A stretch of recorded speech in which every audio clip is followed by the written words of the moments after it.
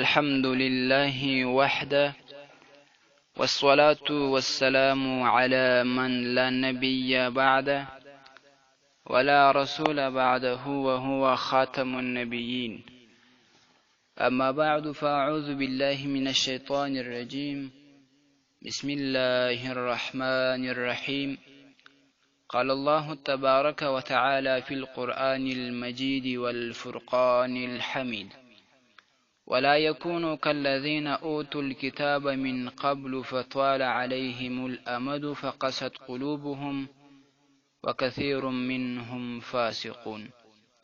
آمنت بالله صدق الله مولانا العظيم. قدرمندو محترم ورونو، که موږ وخپلو حالاتو او ځانونو ته فکر وکړو، نو راته څرګند او معلومه بسي چې زموږ په ډیرو کارونو کې نقصانات او لوی کمی شته. لکه د بیلګې په توګه په لمانځه کې مو خشوع او عاجزي نشته. د قرآن کریم د تلاوت په وخت کې له قرآن کریم څخه اثر اخیستل په موږ کې کم دي. په موږ کې ژړاوي نشته، افسوس نشته. دا شان په کاروبارونو کې له حرام او مکروهیاتو له شبهاتو څخه د ځان د ساتنې هڅه او کوشش په موږ کې نشته. د نورو خلکو پر حقوقو باندې تیری او ظلم په موږ کې وجود لري. او دا شان د ورونو په منځ کې بدګماني او په کورنیو کې اختلافات او جنجالونه. د دې ټولو څخه دا څرګندیږي چې په موږ کې یو ډیر خطرناک مرض موجود دی، چې هغه د زړونو سختوالي او کلک کېدل دي. د زړه کلک کېدل یو ډیر ناوړه مرض دی چې په مخکینیو بېلارې امتونو کې دا را څرګند شوی و، او الله تعالی د دوی د دې ناوړه صفت له امله دوی بد وګڼل او بد یې ویلي، او مؤمنانو ته یې حکم کړی چې د دوی له ورتوالي او مشابهت څخه ځان وساتئ، او له دې ناوړه صفت او ناوړه ناروغۍ څخه ځانونه وژغورئ. الله جل جلاله په قرآن عظیم شان کې فرمایي: ولا يكونوا كالذين اوتوا الكتاب من قبل فطال عليهم الامد فقست قلوبهم. مسلمانانو د هغو خلکو په څیر نشئ چې هغوی ته مخکې کتاب ورکول شوی و، بیا چې یوه اوږده موده پر دوی باندې تیره سوه، نو د هغوی زړونه سخت سول. وکثیر منهم فاسقون.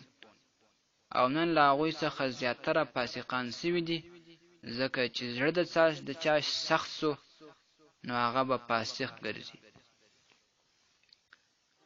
د دغه آیت مبارکه څخه دا معلومه سوه چې د زړه سختوالی له یهودو او نصاراو سره مشابهت دی. مؤمنان باید له هغوی څخه د هغوی له مشابهت څخه ځان وساتي، ځکه چې د هغوی زړونه سخت سوي وه. د زړه د سختوالي په وجه باندې دوی زیاتره فاسقان سوي وه. نبی کریم صلی الله علیه و آله وسلم فرمایي: وَإِنَّ أَبْعَدَ النَّاسِ مِنَ اللَّهِ الْقَلْبُ الْقَاسِي. یقینا د الله جل جلاله څخه په خلکو کې ډېر لرې هغه څوک دي چې د هغوی زړونه کلک وي. د الله تعالی څخه په خلکو کې ډېر لرې د کلکو زړونو والا دي. چې د چا زړه کلک وي، هغه د الله تعالی څخه لرې وي. نو د حدیث مبارکه څخه دا معلومیږي چې څوک د الله تعالی څخه ډېر لرې دي، د هغه زړه سخت دی، په دې وجه لرې سوي دي چې د هغوی زړونه سخت سوي او کلک سوي دي. او سخت زړه درلودونکی انسان د حق او باطل ترمنځ توپیر نشي کولی. له نصیحت څخه ګټه نه اخیستی سي، او بیخي نصیحت قبلوي لانه، او حق ته غوږ نه نیسي. دغه رنګه د الله جل جلاله عبادت خوند نه ورکوي، هغه ډېر ورته دروند وي. د اسلام مبارک دین دی. اسلام وزړه ته د پام وړ پاملرنه کړې ده، او انسان دې ته هڅولی چې باید په بدن کې د دې مهم غړي چې هغه زړه دی د هغه د علاج ډیر کوشش او هلې ځلې وکړي. د اسلام د مبین دین ستر لارښود جناب حضرت محمد صلی الله علیه و آله وسلم فرمایي: الا وان فی الجسد مضغة اذا صلحت صلح الجسد كله واذا فسدت فسد الجسد كله الا وهي القلب. د انسان په بدن کې یو ټوټه غوښه ده، کله چې هغه سمه سي نو ټول بدن سمیږي، او کله چې هغه ټوټه فاسده سي او خرابه سي نو ټول بدن خرابېږي. الا وهي القلب، دغه ټوټه تاسو خبر سي چې هغه زړه دی. زړه که د انسان سم و ټول بدن و اعمال به یې سم وي، که یې زړه خراب و فاسد و او صالح نه و نو جسد یې ټول خراب دی. خو د زړه د کلکوالي و سختوالي علاج هم شته چې باید دا کلکوالي و سختوالي ختم سي او داسې اعمال وکړو چې د هغه عملو په وجه باندې زموږ زړونه سخت سي، چې هغه اعمال موږ ته نبي کریم صلی الله علیه وسلم راښودلي دي یا سلفو علماو او اولیاو راښودلي دي.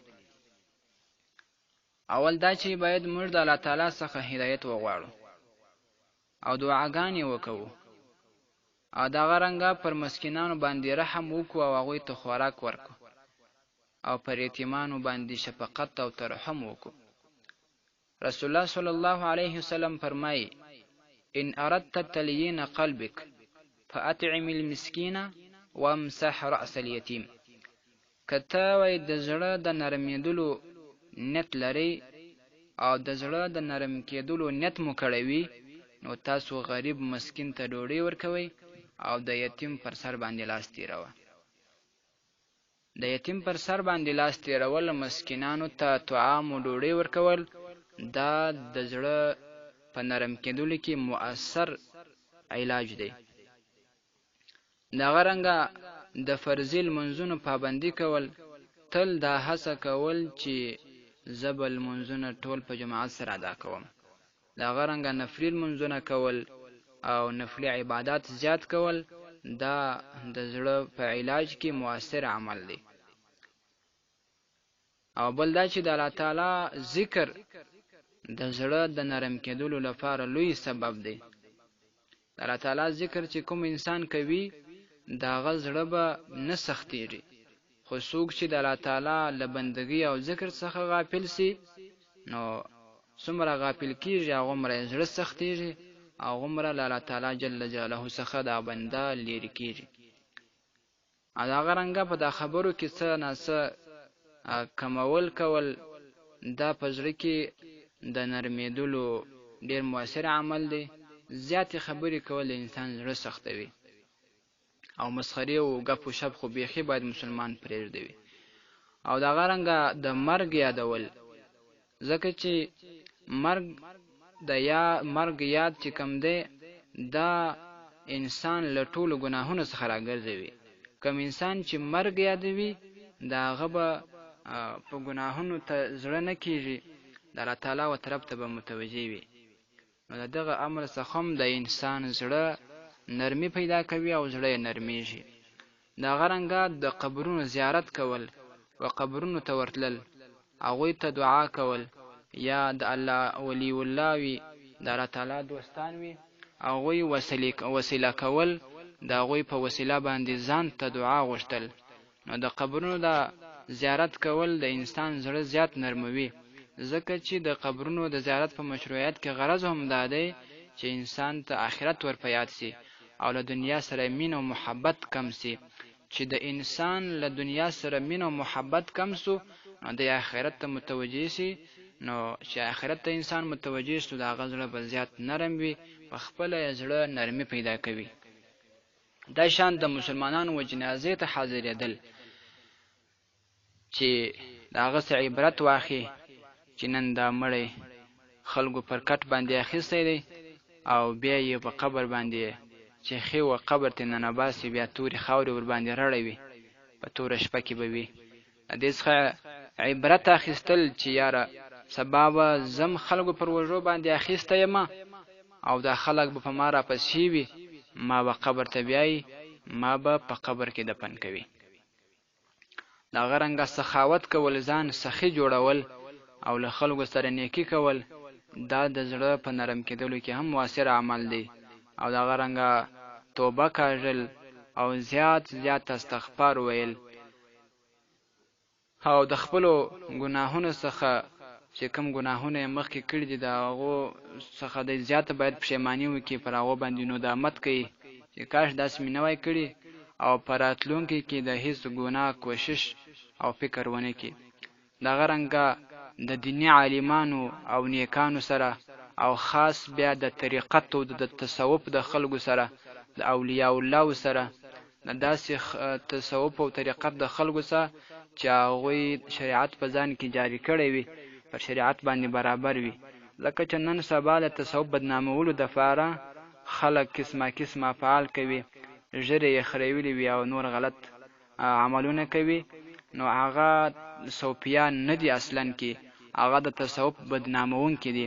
حقیقي صوفیان، حقیقي طریقت والا خلک هغه دي چې اول یې په خپل ځان کې شریعت جاری کړی وي، په شریعت او د نبی کریم صلی الله علیه وسلم په سنتو باندې برابر وي، او د هغوی سره ناسته، د هغوی سره بیعت، د هغوی سره ذکر، د هغوی سره ګډون، د هغوی سره مجلسونه، دا د انسان زړه دومره نرم کوي چې بیا به هر سړی په دې باندې پوه سي، زړه بیا نرم سوی وي، الله تعالی پر عبادت په خوند اخلي او د ژوند به داسې بیزاره وي چې د ګناهونو څخه به زړه تور وي، توجه به ټول آخرت ته او الله تعالی او اسلام ته وي.